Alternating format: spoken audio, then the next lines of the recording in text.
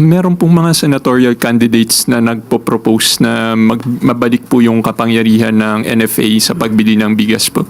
Actually po, matagal na po nagkaroon ng proposal ang administrasyon para mabigyan po ng sapat na kapangyarihan ng NFA. Pero to ay hinadlangan po ni Senator Cynthia Villar. Alamin niyo na rin po kung sino ba ang malalakas mag-import ng bigas.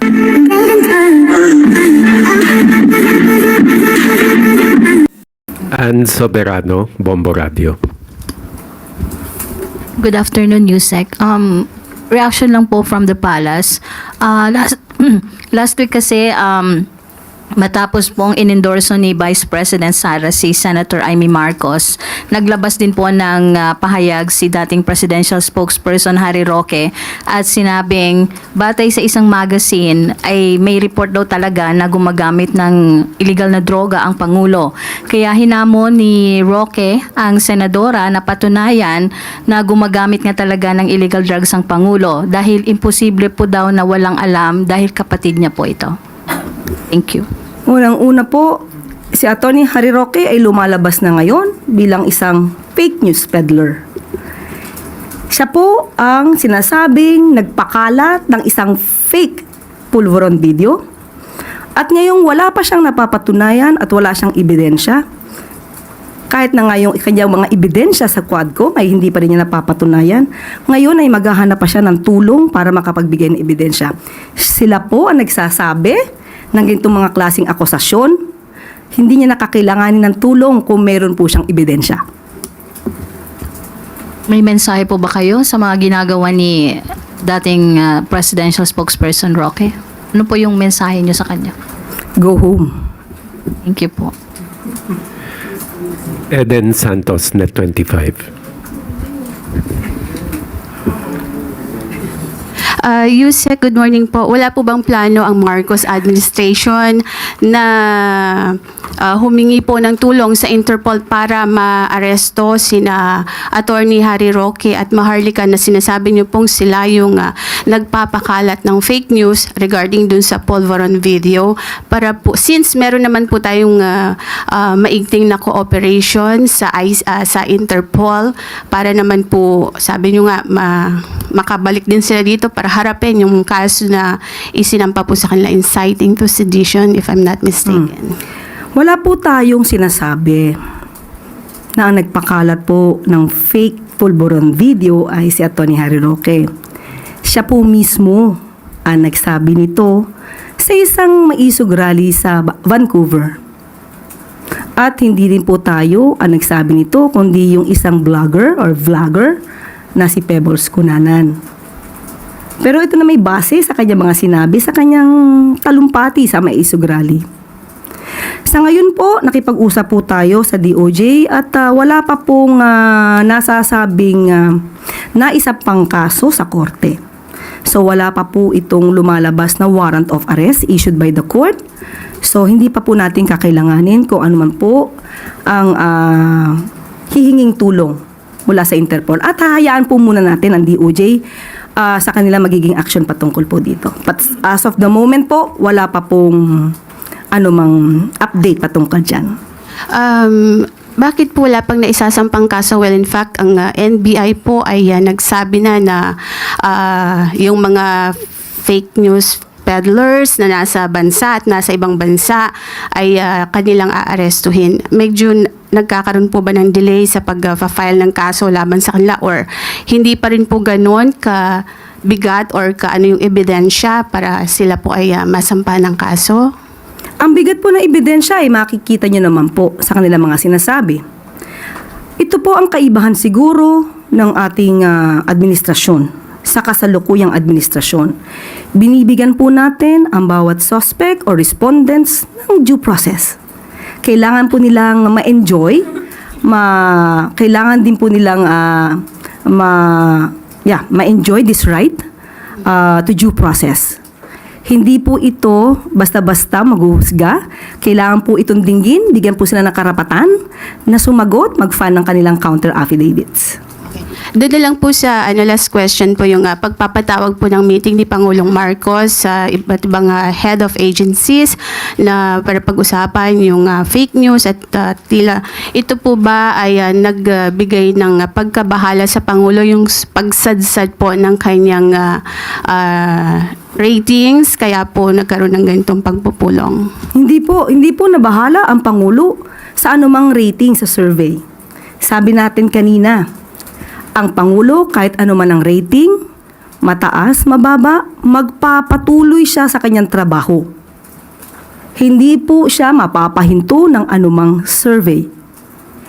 Basta ang gagawin lamang po ng Pangulo ay gumawa ng naaayon sa batas at magtrabaho ng tama. Ang pagpapatawag po sa DICT ay para pag-usapan po ang paghinto ng fake news at yung tungkol po sa magiging good news po natin patungkol sa connectivity para sa mga kababayan po natin. Yan po yung dahilan ng meeting. Last two questions. Alvin Baltazar, Radio Pilipinas.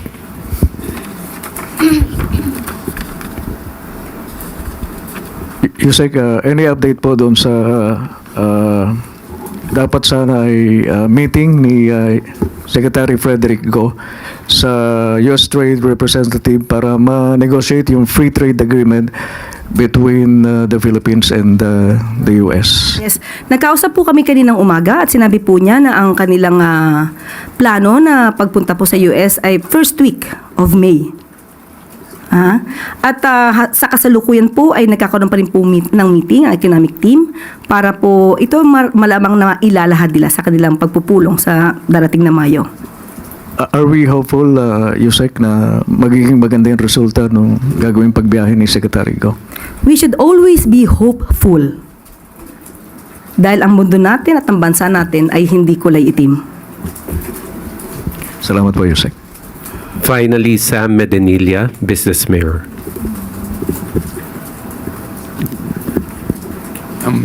Good morning, ma'am.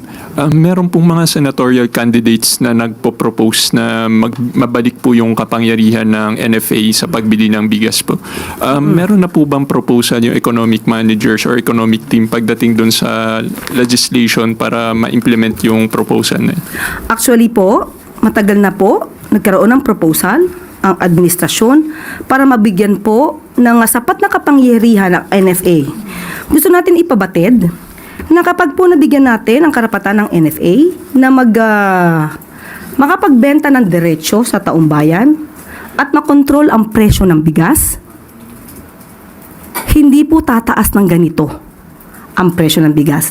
Dahil sa kasalukuyan po, because of the rice tarification law, na ang author ay si Senator Cynthia Villar, ay ang nag-i-import po dito ay mga private companies. Hindi po nahahayaan ang government na mag-import. Kung government sana through NFA, government to government, mas maganda po ang tsansang mabigyan po tayo ng mas murang presyo para po maibigay din natin sa taong bayan. Dahil dito sa rice tarification law, nawalan po ng kamay ang NFA at pati po ang pag-regulate ng presyo ng NFA ay hindi na po na ipapasatupad. Ang nangyayari po ngayon ng NFA, makakapagbenta lamang po sa Kadiwa, sa FTI, sa LGU. So yun po ang hindi maganda sa provision na ito. Kaya po noon pa po hinihiling ng administrasyon na magbigay po ng power, magkaroon ng amendments ang RTL patungkol po sa karapatan at authority at power ng NFA.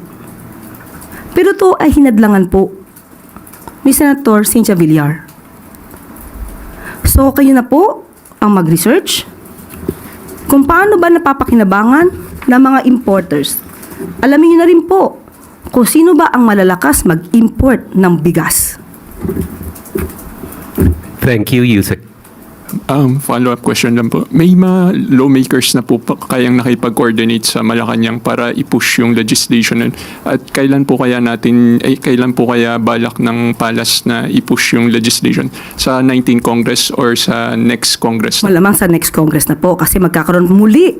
Dahil nga po ito ay nahadlangan ni Senator Cynthia Villar. Magkakaroon muli propose amendments para po magkaroon muli ng authority, power, and NFA. Ito naman po ay para sa taong bayan, para po ma-regulate natin ang presyo ng bigas. Kung may problema man po sa sinasabing NFA sa mga nagpapalakad, hindi po ba dapat ang tanggalin ay yung mga NFA na pinagdududahan, ang kredibilidad at integrity, hindi ang power ng NFA? Thank you po. Thank you, Yusek Claire. At yan po nagtatapos ang ating press briefing sa ngayon. Magandang tanghali para sa Bagong Pilipinas.